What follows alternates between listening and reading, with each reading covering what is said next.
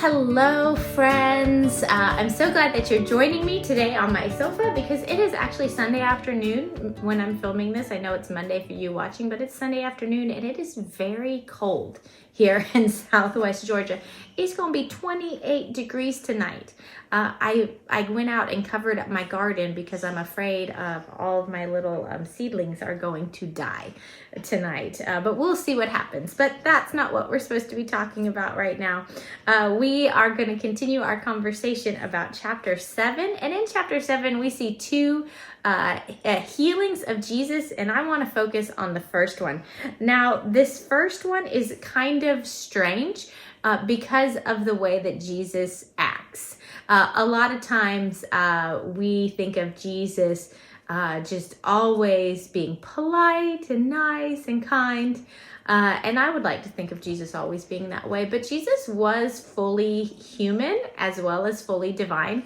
And so that means that Jesus had those human emotions that we all have. Frustration, anger, joy, sadness, any feeling that you've ever felt, Jesus probably felt it too, because he was, again, fully human and fully divine. And right at the beginning of this section, in verse 24, it says that Jesus went away to a different region, and he didn't want anybody to know which house he was staying in, but he couldn't keep it secret. And then all of a sudden, this woman shows up who's not even like part of his scope, is not even part of the Jewish community where Jesus is doing his work right now. She shows up and she wants something from Jesus. Now, I don't know about you, but I've had times in my life when I've had lots of things that I need to do, and I try to segregate myself from everybody, put myself away from everybody, lock myself in my office, close the door to my classroom when the children are away, turn my cell phone to silent when I'm trying to get things done, especially important things that I have to get done, that like deadline things maybe. And then all of a sudden, it seems like always in those times, there are people who show up who want something.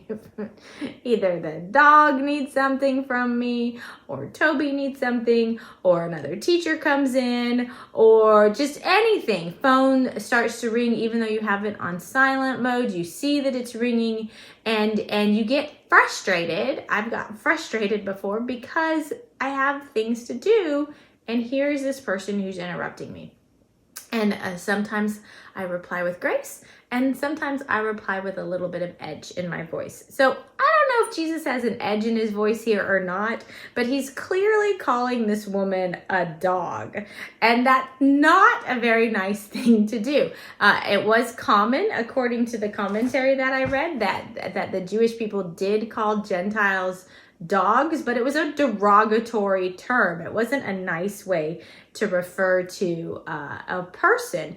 And so we don't know if Jesus was like, it isn't right to take food from the children and throw it to the dogs, wink, wink, or with a smile, with a smirk. We don't know what the circumstances were around that. But I tend to think that Jesus may have been a little bit frustrated, and so he just went ahead and said what he said. And the woman, instead of replying with anger or being offended or storming out or demanding of Jesus something, she just replies and she says, "Yes, Lord, this is true.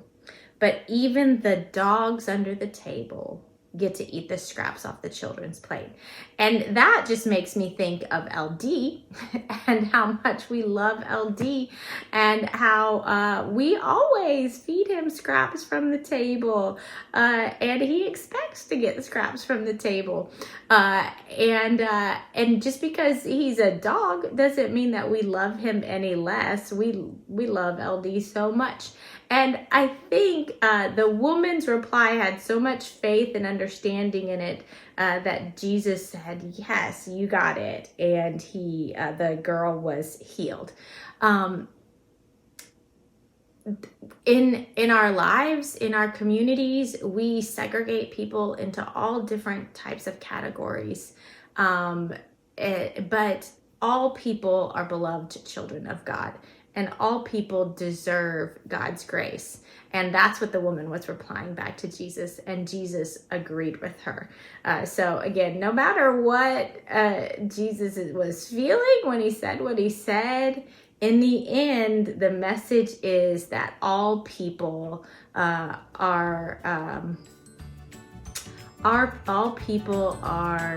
people who should be able to receive God's grace, and Jesus agreed with that. So that's all I have for today. Thank you for joining me. Tomorrow we will read chapter 8, and I cannot wait to talk to you about yeast. So I will see you then. I hope it's a little bit warmer. Bye-bye, everybody.